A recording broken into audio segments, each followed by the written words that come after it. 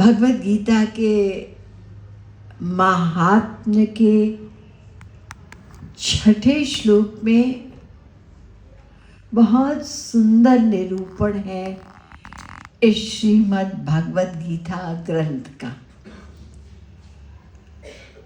आप लोगों ने सुना भी होगा, सर्वोपनिषदो गाओ दोग्धा गोपाल नंदन पार्थो वत्स सुधीर भोक्ता दुग्धाम गीतामृतम महत्। सारे उपनिषदों की तुलना गाय से की गई है और उस गाय के दूध को दुहने वाला ग्वाला स्वयं पूर्णतम पुरुषोत्तम भगवान नंदनंदन है। और उस गाय का जो बछड़ा है वो है अर्जुन।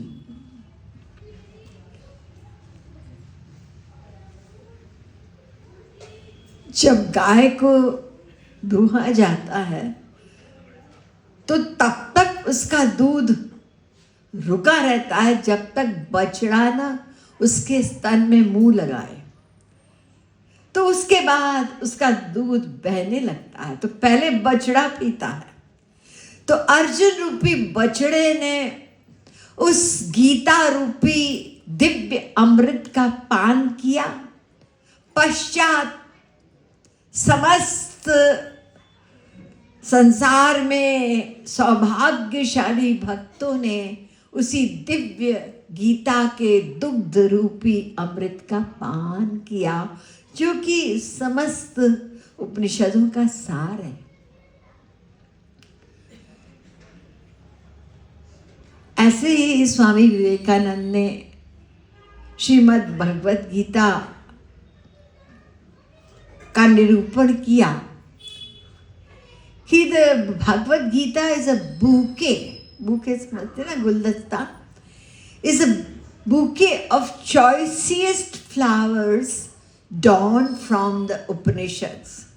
यानी जो सबसे सुंदर, सबसे महत्वपूर्ण उस उपनिषदों में ज्ञान था, उसी को निकाल के और इकट्ठा करके ये भगवत गीता रूपी ग्रंथ बना है। तो 18 अध्याय है इसमें और कुल जमा टोटल 700 श्लोक है। यदि आप उपनिषद को कभी पढ़ेंगे तो दिमाग घूम जाएगा, कुछ नहीं समझ सकते। तो उन्हीं उपनिषदों का सार, सरल स्वरूप श्रीमद् भगवत गीता है। लेकिन हम लोग ऐसा न समझ लें कि हम लोग पढ़ के इसको समझ सकते हैं। तमाम लोग जानती हूँ गीता का अध्ययन करते हैं, रीडिंग लगाते हैं, और आजकल एक ट्रेंड ही हो गया है संसार में, थोड़े बहुत पढ़े लिखे इकट्ठे हो जाते हैं तो गीता पर डिस्कशन होती है और उनमें से जो अधिक जानता है वो गुरु बन जाते हैं बताने के लिए। तो उससे और नुकसान होता है। इसलिए प्रारंभ ही भगवत गीता का कहाँ हुआ? वहाँ हुआ जब अर्जुन ने स्वयं श्री कृष्ण को और गुरु रूप में वर्ण किया। मैंने बताया था कि अर्जुन तो नर नारायण के अवतार है, महापुरुष है, लेकिन महापुरुष होकर भी हम लोगों के कल्याण के लिए उन्होंने एक्टिंग की। और एक्टिंग में जिस प्रकार से हम लोगों के मन की दयनीय दशा है ना, मोह में, भ्रम में, दुख में, तनाव में हमारे मन की स्थिति रहती है। ये हर व्यक्ति की कम ज़्यादा इसी प्रकार से मन की स्थिति रहती है संसार में, उसी स्थिति को व्यक्त करते हुए और अर्जुन ने श्री कृष्ण से प्रार्थना की कि मेरे इस रोग युक्त मन का इलाज कीजिए। हम सब रोगी हैं, बीमार हैं, शरीर से कम ज्यादा बीमार हो सकता है, लेकिन मन से सभी बीमार ही हैं। जब तक माया है मानस रोग कछुक में गाए, हैं सबके लखी बिरलन पाए। तो वो बिरला ही होता है जो रियलाइज करता है अंदर बहुत गड़बड़ है। काम, क्रोध, लोभ, मोह, ईर्ष्या, द्वेष, ये ऐसे रोग है, बहुत बलवान है, शरीर के रोग से भी अधिक बलवान है ये मन के रोग। तो सबसे पहले हम, यानी मैंने बताया ना अर्जुन एक्टिंग कर रहे हैं और वो जो कुछ कर रहे हैं हमारे लिए एक गाइडलाइन है कि हमको करना क्या है। तो सबसे पहली बात जो उन्होंने की कि ये हमको सिखाया कि आध्यात्मिक ज्ञान ABCD के लिए, इस मन के इलाज के लिए गुरु परमावश्यक है, उसके बिना काम नहीं चलेगा। देखिए कॉमन सेंस की बात भी है ना, अक्षर का ज्ञान का, खा, गा या ABCD है, उसके लिए भी हमको टीचर चाहिए था ना।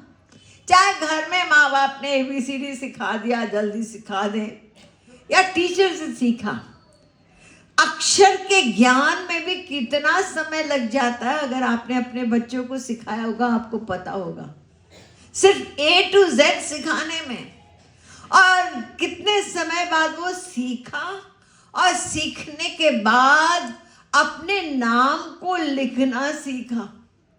जब नाम को लिख लिया, अपना सुरेश दिनेश जो भी लिख लिया, इतना प्रसन्न हो गया बच्चा जैसे भगवत प्राप्ति हो गई, आज मैंने अपना नाम लिखा। अरे बेटा अभी मंजिल बहुत दूर है, अभी तो तुमने नाम लिखना सीखा है। तो कहने का अभिप्राय यह है कि बिना टीचर के हमारा काम नहीं चलेगा। यही फर्स्ट स्टेप हम लोगों को बताने के लिए अर्जुन ने स्वयं लिया, और सारे शास्त्रों में इसी बात पर जोर ही दिया गया है। नास्त्य कृता कृतेन तद विज्ञानार्थम स गुरुमेवाभिगच्छेत् समित पाणि श्रोत्रियम ब्रह्मनिष्ठम 1-2-12 मुंडकोपनिषद। यहाँ क्वालिफिकेशन भी बताई, हम ध्यान रखें इस क्वालिफिकेशन पर। श्रोत्रिय भी होना चाहिए गुरु, और ब्रह्मनिष्ठ भी होना चाहिए। और ये भी मैंने मतलब बताया कि इसका अर्थ है कि जिसके पास शास्त्रों वेदों का वो कंप्लीट ज्ञान हो, समस्त शास्त्रों का। और दूसरी इंपॉर्टेंट बात वहाँ है कि हमको वो गूढ़ ज्ञान सरलतम स्पष्ट रूप से हमको समझा सके, कॉमन मैन को। और नंबर 2 ब्रह्मनिष्ठ, यानी भगवत प्राप्त हो या स्वयं अवतरित कोई महापुरुष हो, ऐसे को गुरु बनाना। तभी हम अपने लक्ष्य की ओर आगे बढ़ेंगे और एक दिन अपने सर्वस्व आनंद कंद श्री कृष्ण चंद्र को, उनके आनंद को, उनके प्रेम को तो प्राप्त करेंगे, और अपने आप इस बंधन से, इस चरासी से हमको मुक्ति मिल जाएगी। गुरु सही हो, ये इम्पोर्टेंट है। तो यही श्री कृष्ण ने भगवत गीता में कहा, अर्जुन तू कह तो रहा है तू प्रणिपात है, तद्विद्धि प्रणिपाते न, ये शब्द तुमने यूज किया ना, शिष्यस्तेहं शालिमां त्वं प्रपन्नम। लेकिन प्रपन्न शिष्य, ये लेकिन किंतु परंतु नहीं लगाता, वो गुरु की बुद्धि में बुद्धि जोड़ता है। लेकिन अर्जुन का लेकिन लगाना बहुत जरूरी था। अगर लेकिन न लगाया होता तो ये गीता हमको कहाँ से प्राप्त होती। तो उन्होंने लेकिन लगाया, और उस लेकिन का उत्तर देने के लिए ये 700 श्लोकों का इतना अद्भुत अद्वितीय ज्ञान संसार को प्राप्त हुआ। तो इस श्लोक में चौथे अध्याय का 34वां श्लोक है, उसमें कहा परिप्रश्नेन सेवया। क्या क्या करना है? प्रणिपात होकर, यानी बुद्धि को झुकना है, मन को झुकना है। शरीर के झुकने से कुछ होगा नहीं, मन को। और परिप्रश्नेन, प्रश्न करो। प्रश्न करेंगे तो तभी तो ठीक ठीक समझेंगे।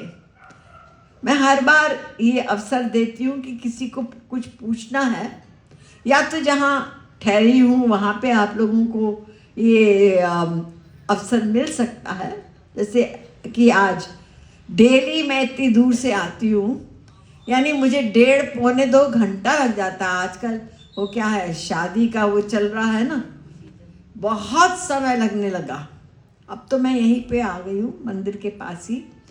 तो अगर किसी के पास कोई प्रश्न है, कुछ है, जिज्ञासा है, आपको एड्रेस दे देंगे, तो आप लोग 4 से 5 बजे शाम को आ सकते हो। यहाँ पर आप लोग पास में ही रहते हो तो भी कोशिश करके समय पे आएंगे तो अच्छी बात है। हाँ, तो परिप्रश्नेन, जिज्ञासु भाव से प्रश्न करें। झिझक नहीं होने चाहिए कि हाँ कोई क्या कहेगा, मेरा ऐसा प्रश्न है। आमतौर से मैंने देखा है, जब सब बैठे होते हैं और कहा जाता है प्रश्न पूछना है, नहीं पूछते, मन में रहता है कोई क्या कहेगा, कैसे कहेगा। ऐसी बात, देखो हम सब अज्ञानी ही हैं, तो अगर हमने पूछा भी तो हमें परवाह नहीं करनी चाहिए कोई क्या सोचेगा। ये तो हमारे अहंकार की प्रॉब्लम हो जाती है। भोले बालक की तरह हमें प्रश्न करना है। और दूसरी बात श्री कृष्ण ने कहा, सेवया, सेवा करनी होगी। निष्काम सेवा, कुछ मांगना नहीं है, गुरु की सेवा करें उनके सुख के लिए। ये क्वालिफिकेशन, ये क्वालिटीज शिष्य की बता रहे हैं श्री कृष्ण। तो मैंने बताया सभी शास्त्र वेद, तस्मात् गुरुं प्रपद्येत जिज्ञासु श्रेय उत्तमम शाब्दे परे च निश्ण्यातम ब्रह्मण्युपशमाशयम। 11:3-21 नारद जी ने अपने नारद भक्ति सूत्र, ये भक्ति का बहुत इंपॉर्टेंट ग्रंथ है, इसको प्रेम दर्शन भी कहते हैं। उसमें प्रश्न रखा, कस्तरति कस्तरति मायान, इस माया से कैसे पार होगा कोई जीव बेचारा, बड़ी प्रबल है, अतिशय प्रबल देव तव माया। तो उन्होंने उत्तर दिया वहीं पे, यो महानुभावम सेवते। 46 नंबर सूत्र है। किसी वास्तविक महापुरुष की शरण में जाकर उनकी सेवा करेंगे तो आप इस माया से तर जाएंगे। मुख्यतस्तु महत् कृपयैव भगवत कृपा लेशात् वा। 38वां नंबर सूत्र, यही बात, महापुरुष की इंपॉर्टेंस। नैषा मतिस्तावदुरुक्रमांग्रिम स्पृशत्यनर्था पगमो यदर्थः महीयसाम पादरजोभिषेकम। 7-5-32 भरा पड़ा है भागवत पुराणो रामायण। गुरु बिनु भवनिधि तरई न कोई, कह दिया ना। भ्रमिते भ्रमिते यदि साधु वैद्य पाए, तारो उपदेश मंत्रे पिशाची पलाए। और कृष्ण भक्ति पाए तबे कृष्ण निकट जाए। इस संसार में चलते चलते ढूंढते ढूंढते अगर आपको स्पिरिचुअल डॉक्टर, साधु वैद्य कौन है? ये डॉक्टर है। तो अगर वो आपको मिल जाए तो पिशाची पलाए, माया भाग जाएगी। तब कृष्ण भक्ति पाए और कृष्ण निकट जाए। आप पहुंचेंगे जहां वो बैठे वहीं आपको ले जाएंगे।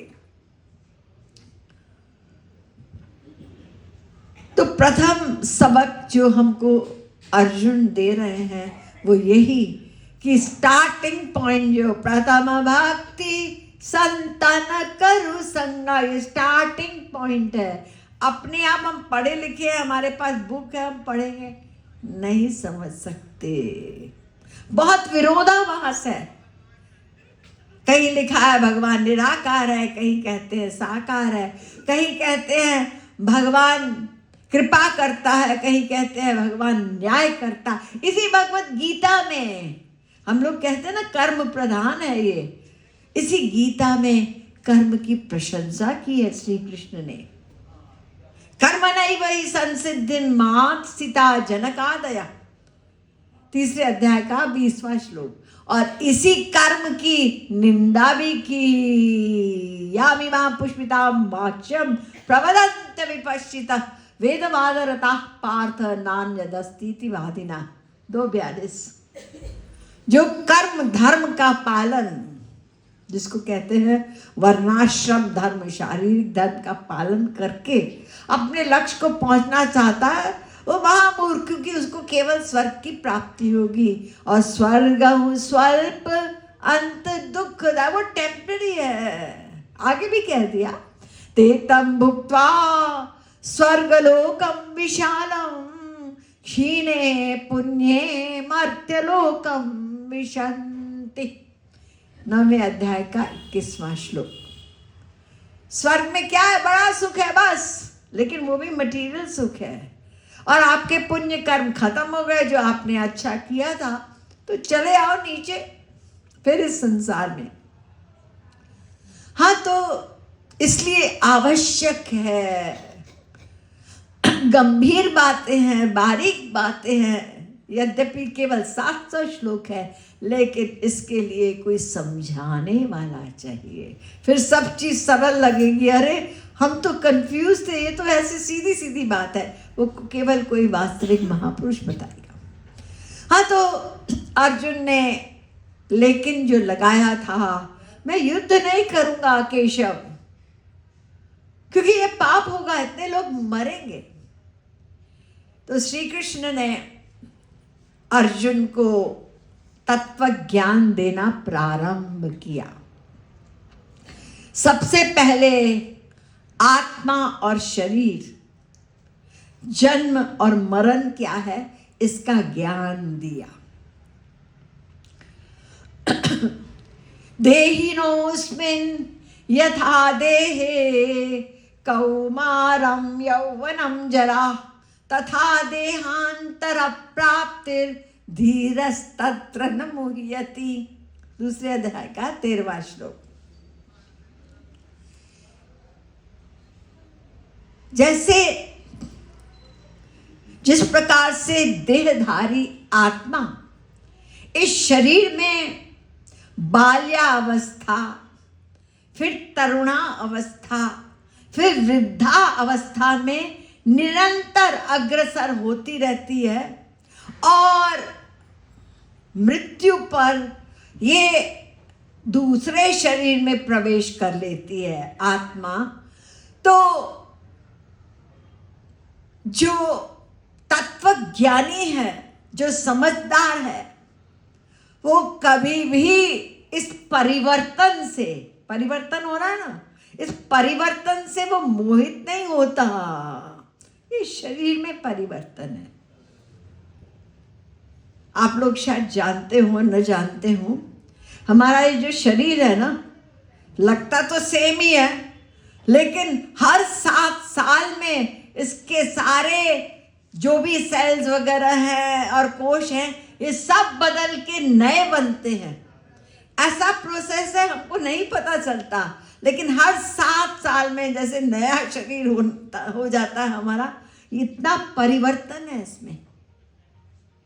एक साल में ही 98% अणु जो है ना, वो परिवर्तित होके नए बनते हैं। हर समय चेंज, परिवर्तन है इस शरीर में। अरे आपके पास आजकल फोटो की बड़ी बीमारी रहती है, और हमारे पास पहले के ज़माने में तो था, कैमरा था तो रोल लेके आओ, फिर पैसे खर्च। आजकल तो जब देखो ये आपके पास ये फ़ोन है, दिन भर एक एक सेकंड में अपने अपने घर में जहाँ जाएंगे बस फोटो सेल्फी, बहुत बीमारी हो गई। आपने कहा अपने दोस्त से चलो चलो मैं अपना एल्बम दिखाती हूँ, दिखा रहे हैं आप, ये देखो ये मेरा फोटो है, मेरा फोटो। अच्छा हाँ मैं तब 2 साल का था, वो वाला फोटो है। अच्छा अच्छा, ये मैं ही हूँ जब मैं 10 साल का था ना और स्कूल जाने लगा था, इस क्लास में पढ़ता था, ये मेरा ही फोटो है।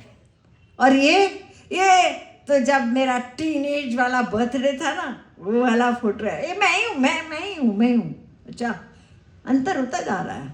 और ये क्या है, ये तो जब मेरा ब्याह हुआ था तब ये देखो सजे हुए मैं दूल्हा, वो ये मैं ही हूँ।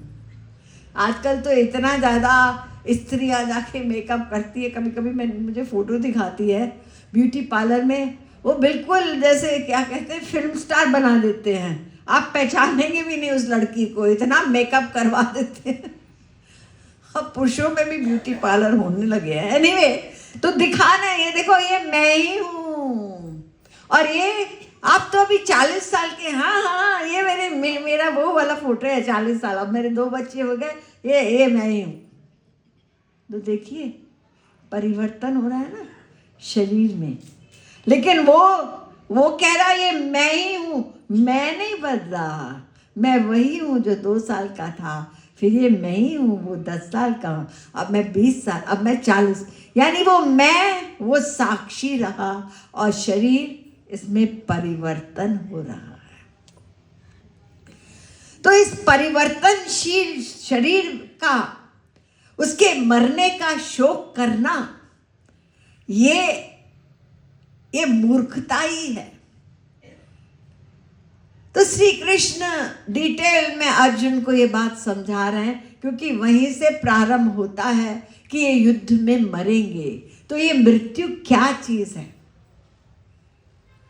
तो जब ये शरीर, ये आत्मा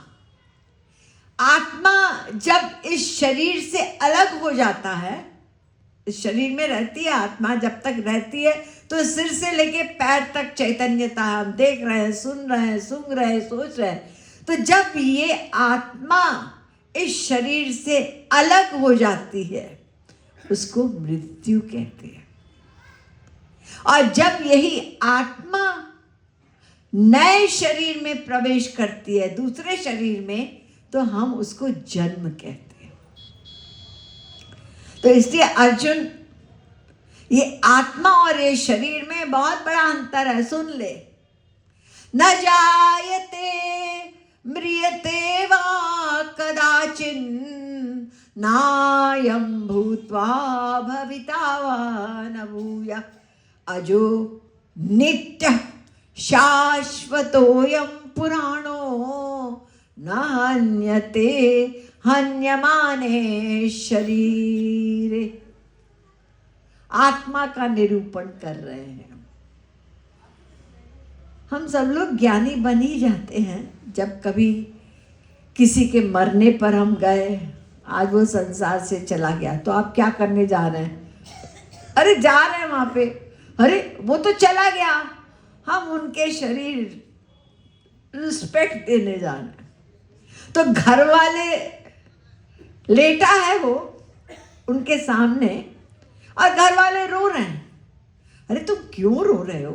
ये जो लेटा है, यही तो सामने फोटो है उसकी बड़ी, वही तो लेटा है, रो किस लिए रहे हो?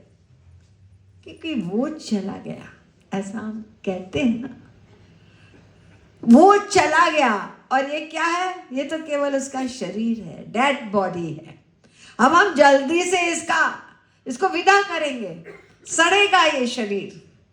है तो मिट्टी, लेकिन ऐसी मिट्टी है ये, बाहर वाली मिट्टी तो फिर भी अच्छी है, बदबू नहीं आती, लेकिन ये शरीर रूपी मिट्टी जो है, ये सड़ेगी, गलेगी, बदबू करेगी। अगर आप 24 घंटे भी बिना बर्फ वगैरह के ऐसे ही रखी रहे तो बुरा हाल हो जाता है। तो ये आत्मा मेन मैं है, वो असली मैं है। ये हम लोगों को संसार में भी हम लोग बोलते हैं ये बात, लेकिन मानते नहीं हैं। थोड़ी देर के लिए ज्ञान होता है, फिर भूल जाते हैं। इसलिए यहाँ श्री कृष्ण समझा रहे हैं अर्जुन को कि आत्मा, अर्जुन, ये नित्य है, ये नश्वर नहीं होती आत्मा। इसको कभी कोई मार नहीं सकती, ये मृत्यु से परे है। और नैनम छिन्दन्ति शस्त्राणि नैनम दहति पावकः न चैनम क्लेदयन्त्यापो न शोषयति मारुतः अच्छेद्यो ह्यमदाह्योऽयं मक्लेद्यो शोष्य एव च नित्यः सर्वगतः स्थाणुर्। ये बहुत इंपॉर्टेंट श्लोक है, 2:23-2:24। इसमें आत्मा का ही निरूपण है। आत्मा दिव्य तत्व है, इसलिए आज तक किसी मटेरियल साइंटिफिक इंस्ट्रूमेंट ने उसको कैच नहीं कर सके। बस इतना पता है कि वो गया, वो तो डॉक्टर बताते हैं अब 0 हो गया, लेकिन कहाँ गया, क्या गया, कहाँ से गया, वो कैसी लाइट थी, कुछ नहीं पता, क्योंकि मटेरियल इंस्ट्रूमेंट से वो दिव्य तत्व को ग्रास्प नहीं किया जा सकता।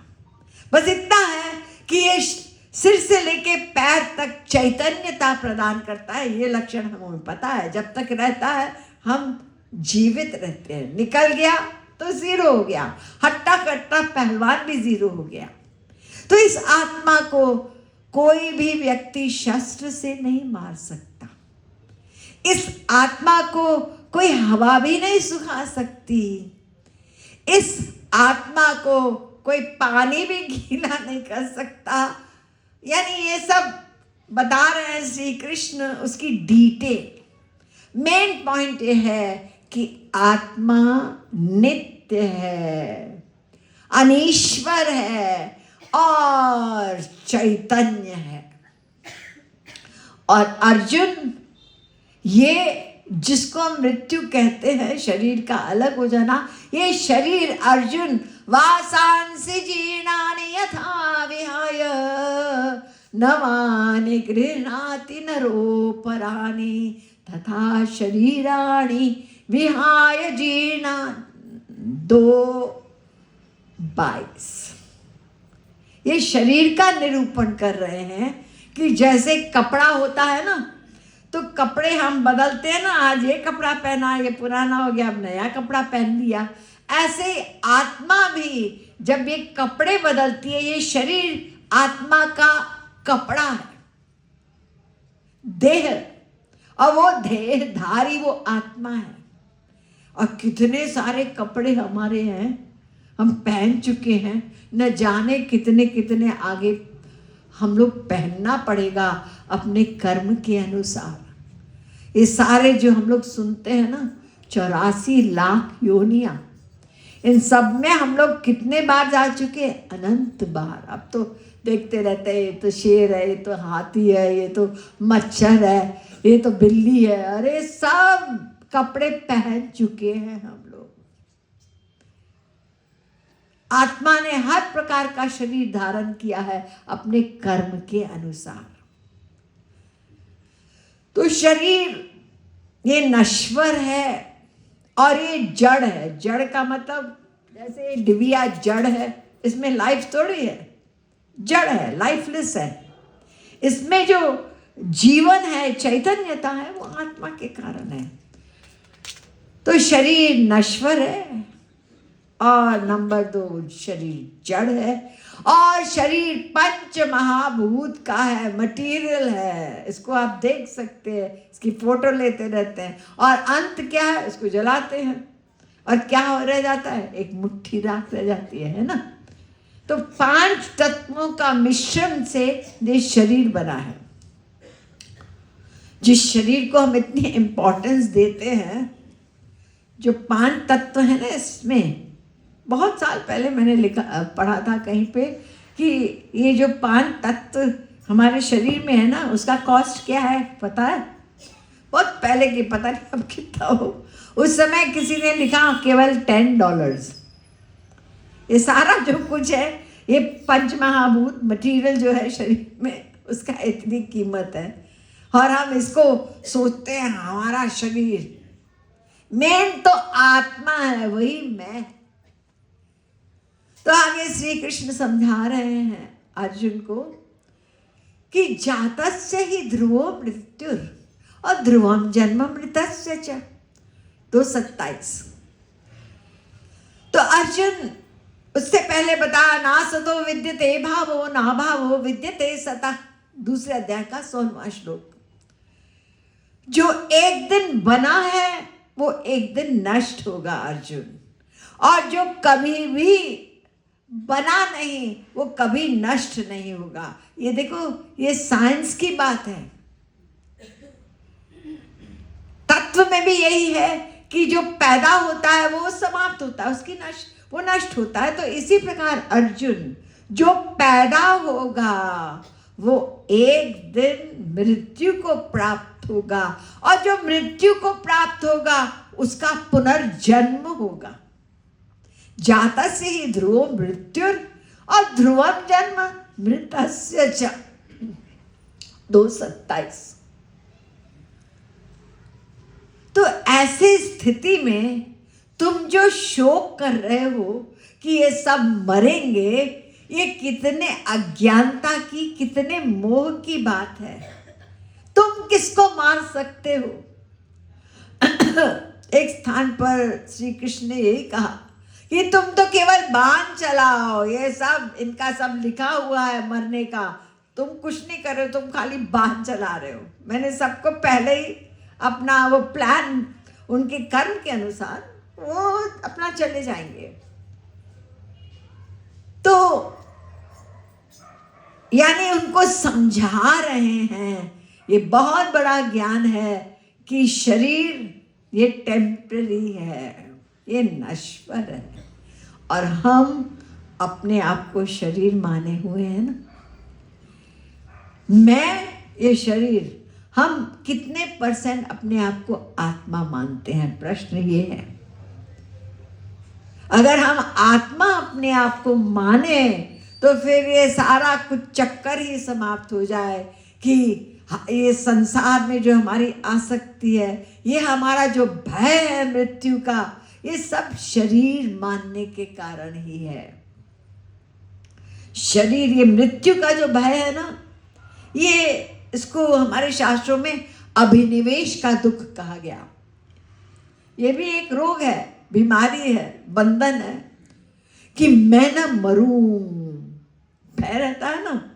और जबकि सबको पता है कि एक दिन जाना है, सबको पता है। जिस दिन से हम पैदा हुए उस दिन से बस एक चीज निश्चित थी, वो ये है मृत्यु। जो उपजो सो बिनस है, पर्यो आज के का। जो पैदा हुआ उसका एक दिन नाश होगा, ये निश्चित है। लेकिन फिर भी भय लगता है। अरे मुंह से भले ही हम कह दें मर जाए तो छुट्टी मिले, कभी कभी हम बहुत दुखी होकर ऐसा बोलते हैं ना, मर जाए तो छुट्टी मिले। ठीक है, अच्छा तुमने बोला चलो हम तुमको जहर देते हैं, मर जाओ। अरे नहीं नहीं नहीं नहीं, हम तो ऐसे ही बोले, मरना नहीं चाहते। लेकिन वो निश्चित है, एक है ना, बोलते हैं ना, as sure as death। कोई चीज निश्चित नहीं है। हम अमीर रहेंगे, गरीब रहेंगे, हमको कोई रोग होगा नहीं होगा, हमारे शादी होगी कि नहीं होगी, बच्चा होगा, ये सब चीजें अनिश्चित हो सकती हैं। लेकिन एक चीज निश्चित है, वो है मृत्यु। और ये हिसाब किसी के पास नहीं पता किसी को कब जाना है। ये बहुत छुपी हुई फाइल है यमराज की, आउट नहीं होती।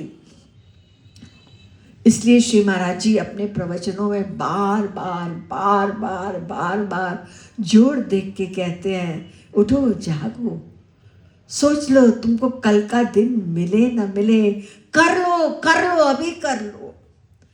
क्योंकि ये करना जो होगा केवल मानव देह में होगा। अगर छूट गया और तुम सोचते रह गए हम करेंगे, करना चाहिए, सुन तो लिया, समझ लिया और अगर शरीर छूट गया तो जब वहां जाएंगे तो पछताते ही रह जाएंगे। अब करी हो इमे कही, रही जई हो पछतात, अरे मन 4 दिना की बात। कर लो जो करना, अभी कर लो। ये अनंत जन्म आज नहीं है। हम लोगों में यही सबसे बड़ी कमी है, बहुत बड़ी कमी है, हमारी मिस्टेक। करेंगे, करना चाहिए, ऐसा हमने किया है। आज नहीं, पहले भी अनंत बार कृपा मिली, मानव देह मिला, वास्तविक महापुरुष मिला, हमने समझ भी लिया, लेकिन लापरवाही करता रहा जीव। तो इसी प्रकार से इस 84 से मुक्त नहीं हुए। बंधन में गीता का प्रवचन भी सुना हमने पहले भी। हो सकता है महाभारत के युद्ध में हम भी वहां थे, कुछ नहीं पता। तो अब भी चांस है, उत्तिष्ठत जाग्रत प्राप्य वरान निबोधत। जब आप लोगों ने सुना होगा ये प्रसंग महाभारत का, कि एक बार 5 पांडव बाहर कहीं जंगल में थे, तो युधिष्ठिर को प्यास लगाई और अपने भाई से कहा, भीम से पहले कहा, जा देख लो कहीं पास में कोई सरोवर हो, जरा पानी लेके आओ। तो भीम गए। थोड़ी दूर पे एक सरोवर था और वो झुक गए बर्तन में पानी भरने के लिए। इतने में एक यक्ष निकल आया। खबरदार, पानी को छूना नहीं, पहले मेरे प्रश्नों का जवाब दो। 60 प्रश्न है मेरे, इसका जवाब दो, तब तुम पानी भर सकते हो। अब भीम वो तो बलवान, कितने हाथियों का बल, ऐसी काम तैसी, मुझे मेरा भाई प्यासा है, मैं पानी ले जाऊंगा। जैसे ही झुके भीम, तो यक्ष ने खींच लिया पानी में। ऐसे ही एक एक करके बाकी भाई भी आए, अर्जुन भी आए। वही कहा यक्ष ने, उन्होंने परवाह नहीं की, नकुल सहदेव, तो चारों को अंदर खींच लिया। अब युधिष्ठिर बैठे, क्या हो गया, अभी तक आए नहीं, और चारों के चारों अभी तक नहीं आए, कुछ तो बात होगी, तो खुद चल दिए। सरोवर पे पहुंचे और इतने में यक्ष बोला, तुम्हारे चारों भाई वो मेरे पास हैं, मैंने उनको खींच लिया, पानी के अंदर है। अगर तुम भी मेरे प्रश्नों का जवाब नहीं दोगे तो तुमको भी उसी प्रकार से, और तुम भी एक दिन मृत्यु को प्राप्त होगे। प्रश्न किए और युधिष्ठिर जवाब देते रहे। उनमें एक इम्पॉर्टेंट प्रश्न था, वो हम लोगों पर अप्लाई होता है कि संसार में सबसे बड़ा आश्चर्य क्या है। किम आश्चर्यम, यक्ष ने पूछा। तो युधिष्ठिर ने कहा, अन्यानि भूतानि गच्छन्ति हिमालयम शेषाः स्थिरत्वमिच्छन्ति किमाश्चर्यमतः परम। डेली रोज मरते हैं हमारे संसार में, कई फिगर देख लो आप गूगल में, 1.5-2 लाख तो रोज मरते हैं। तो रोज संसार में लोग हिमालय की ओर यानी मृत्यु को प्राप्त हो रहे हैं।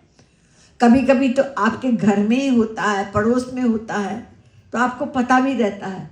लेकिन बाकी हम जो बचे हैं ना, हम नहीं सोचते कि हमको भी जाना है। कहते तो हैं हाँ एक दिन जाना है, वो इधर से बोलते हैं, अंदर से वो धक्का नहीं लगता कि हम कुछ कर लें, जल्दी से कर लें। और ये कब धक्का लगेगा? अभी सुनने से कुछ भी नहीं होगा, बहुत सुन चुके। ये बार बार सोचना होगा, बार बार सोचना होगा।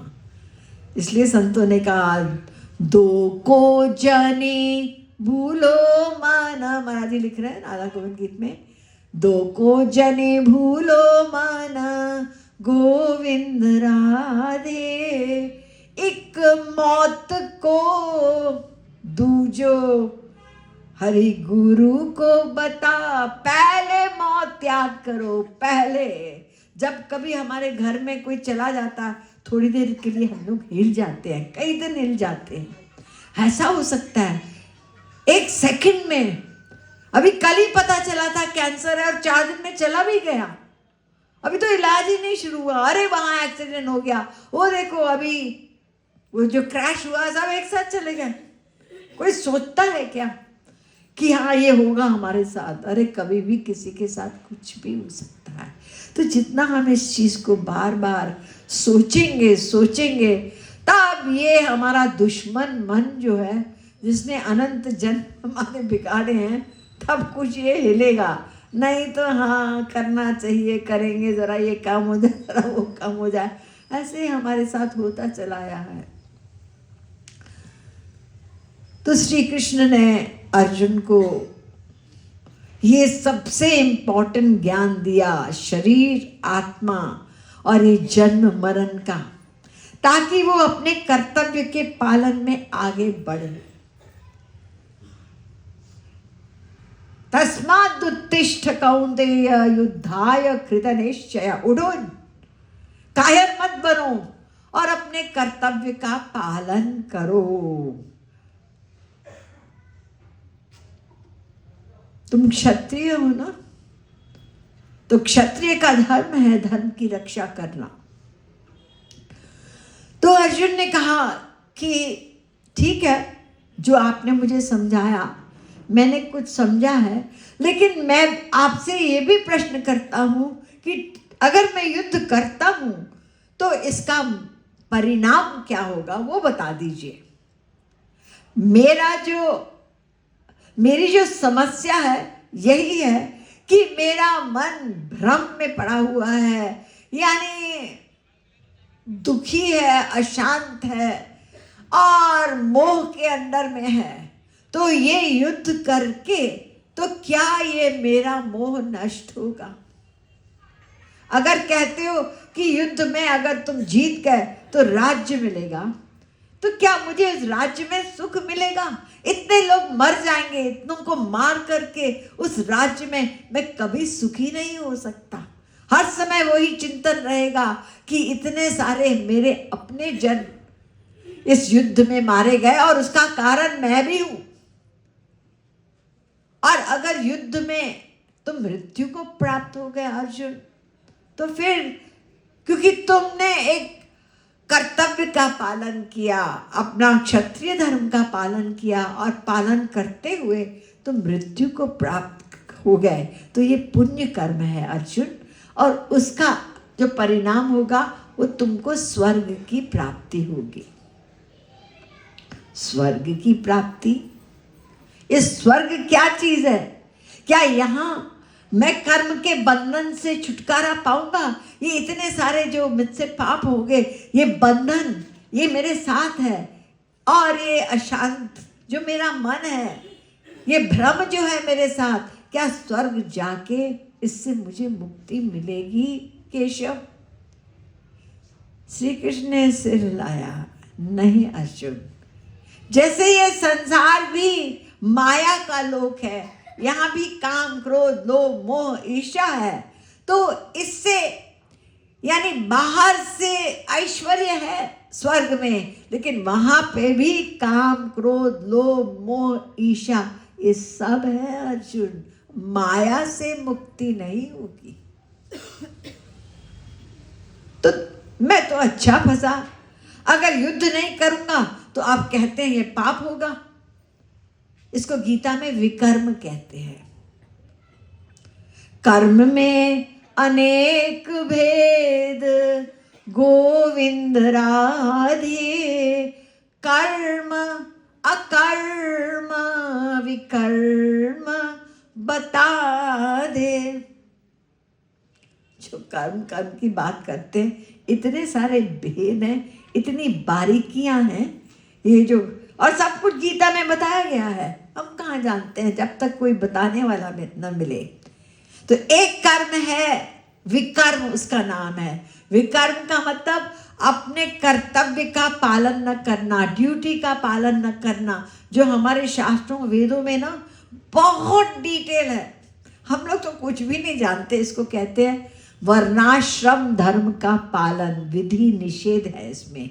ये करो और ये न करो।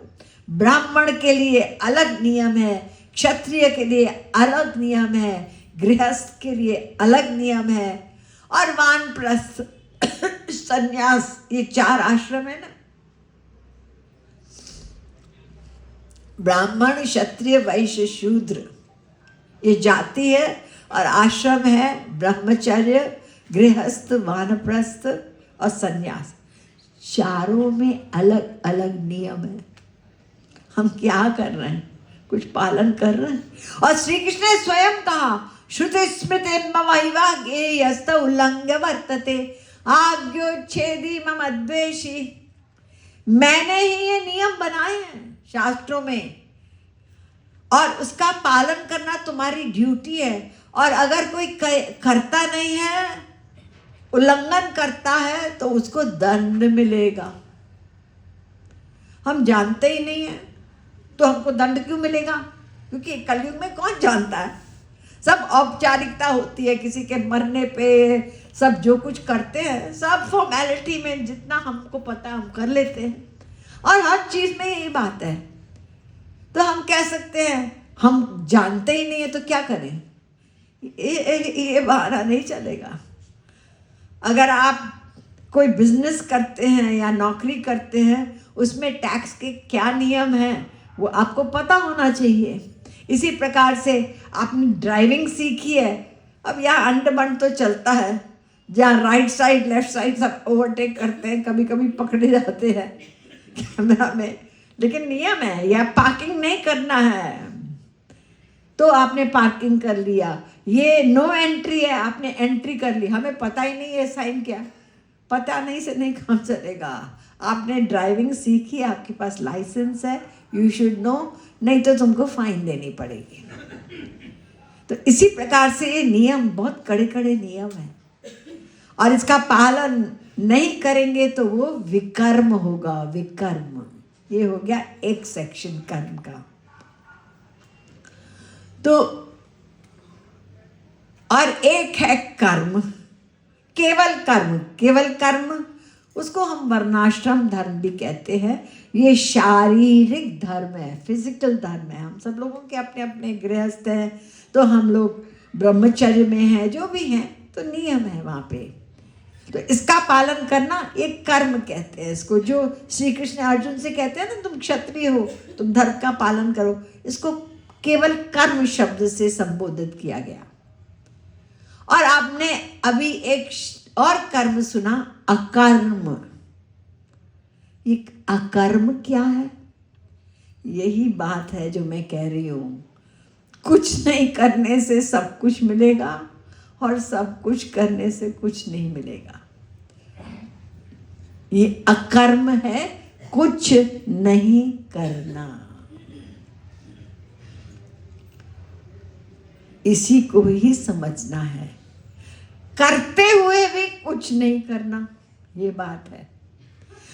तो सबसे पहले समझना है हमको कि करने वाला कौन है। ये सबसे इंपॉर्टेंट सिद्धांत है। अभी संक्षेप में अभी थोड़ा समझे, कल फिर रिपीट होगा, क्योंकि सारा कुछ इस पर बेस्ड है। बंधन हमारा और हमारा मोक्ष। तो कर्म करने वाला कौन है?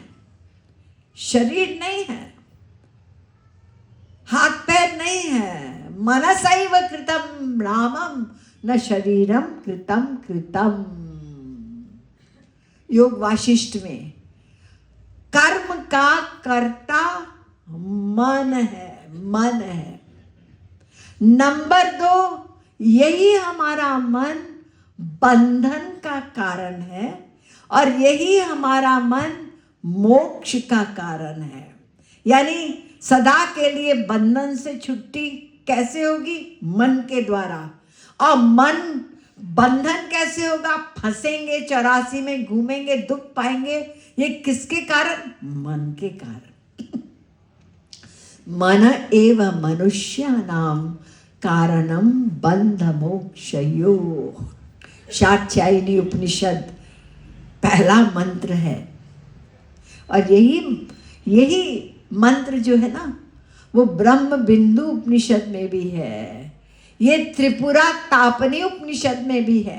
ब्रह्म बिंदु उपनिषद में दूसरा नंबर, और त्रिपुरा तापनी उपनिषद में भी मन एव मनुष्यानाम कारणम बंध मोक्षयोः 5:3।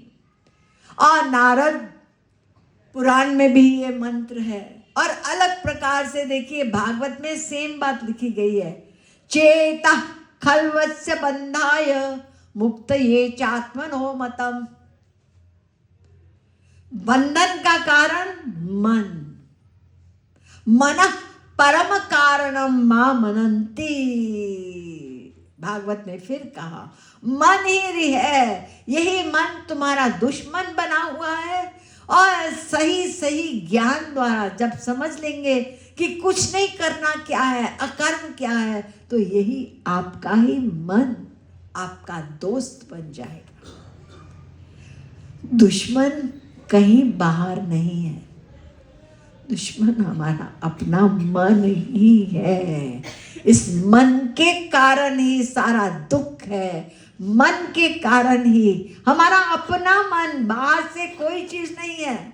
मेन हमारा अपना मन ही है, यही बंधन का कारण। और इसी के द्वारा हम सदा सदा के लिए इस 84 से, इस बंधन से, इस दुख से छुटकारा पा सकते हैं, वही मन। और ये जो मन है, इसकी तीसरी बात ये है कि ये कभी चुप नहीं रह सकता। एक तरफ से हमें कहीं कुछ नहीं करना है, और भगवत गीता कहती है नहीं कश्चित् क्षणमपि जातु तिष्ठत्य कर्मकृत्। तीसरे अध्याय का 5वां श्लोक। एक सेकंड को भी चुप नहीं रहेगा ये मन। ये ऐसी मशीनरी भगवान ने दी है जो निरंतर चलती रहती है, चलती रहती है, नॉन स्टॉप। लेटे भी रहेंगे, सोचते रहेंगे, सोचते रहेंगे। इसलिए महाराज जी कहते हैं जब बैठे हो कुछ ना कुछ तो सोचेंगे। उसने हमको ऐसा कहा, वो वहाँ उसने ऐसा किया। या तो पास्ट को सोचते रहते हैं या भविष्य की चिंता करते हैं, मन सोचेगा। इसलिए बार बार आग्रह करते हैं कि ये मन जो सोचेगा ये माया का है ना, अच्छी बात तो रेयरली सोचता। तो आप ये अभ्यास करो कि जब खाली बैठो तो राधे नाम श्वास के साथ ये करोगे ना, तो सब ये गलत सलत जो विचार आ रहा है, ये जो टेंशन हो रही है, वो वहीं पर समाप्त हो जाएगी। श्वास खींचते हुए राह कहो, छोड़ते हुए। इस मन को काम दो, नहीं तो वो अपना दुश्मनी का काम करता ही रहेगा। अनादिकाल से किया ही है इसने। तो मन ही प्रत्येक कर्म का कर्ता, ये भी हमको पता ही है। क्योंकि बैठे बैठे जब हम, यहाँ की ऑडियंस बहुत अच्छा लगता है, बिल्कुल दत्त चित्त होके सुनते हैं। और जो देर में आते हैं पीछे बैठ जाते हैं, तो आगे वाले डिस्टर्ब नहीं होते। लेकिन अगर कोई आगे आया, अनजाने में आगे आया, हम ठाकुर जी को प्रणाम आगे आके करेंगे, 4 फल भी चढ़ा लेंगे, तो क्या होगा? फिर आप डिस्ट्रैक्ट हो जाओगे। और डिस्ट्रैक्ट होके ये कौन आया, गलत बात, या कोई पड़ोसी आया आपका, तो आप सोचने लगे, देखो ज़रा आके सबको डिस्टर्ब किया। या आप खुश हो गए क्योंकि आपने उसको बार बार कहा था आओ आओ आओ। आप सोचने लगे ना, सोचने लगे तो आपने सुना ही नहीं, क्योंकि मन ही सुनेगा। कान में मन प्लस होगा तब आप सुनेंगे, आंख में मन प्लस होगा तब आप देखेंगे। कई बार आप लोग चलते चलते चलते कुछ सोच में है, और आपका अपना ही कोई चचेरा भाई या कोई भी दोस्त रास्ते में आपको देखता हुआ मुस्कुराता हुआ जा रहा है, आप देखे ही नहीं। क्यों? माइंड कहीं और है। तो मन प्लस होगा तभी आप सुनेंगे, मन प्लस होगा तब हम देखेंगे। सब मेन वर्कर मन।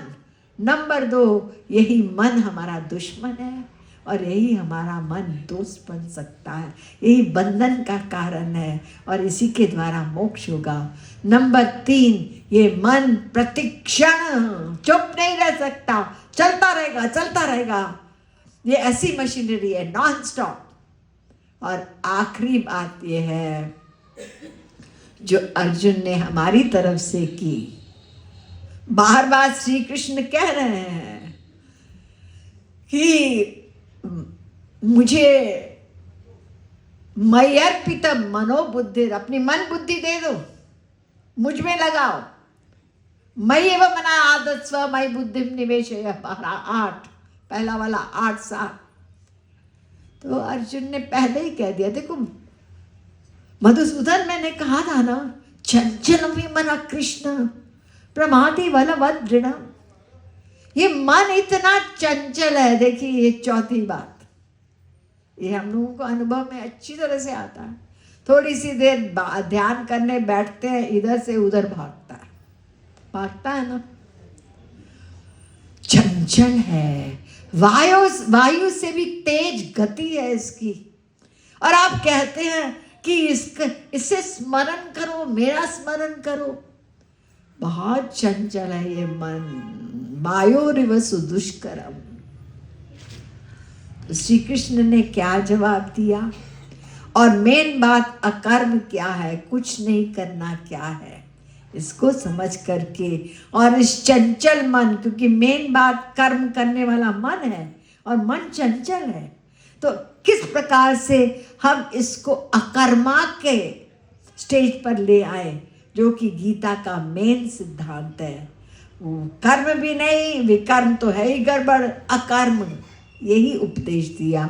वो क्या है, फिर आप लोगों को इसके लिए कल समय पर आप लोग अवश्य आए। बोले वृंदावन बिहारी लाल की जय।